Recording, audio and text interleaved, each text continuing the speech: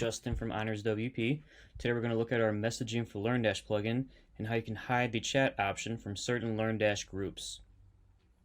So first, let's actually look at a LearnDash group. So we have two LearnDash groups right here. Let's actually look at group beta.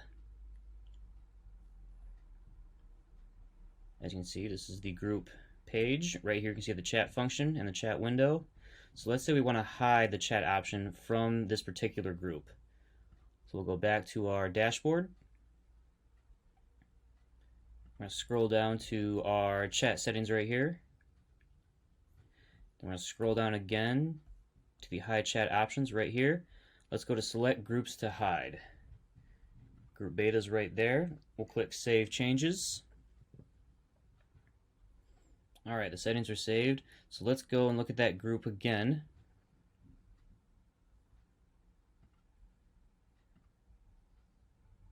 As you can see here, the chat option is no longer visible. You can do this on any LearnDash course or any LearnDash group.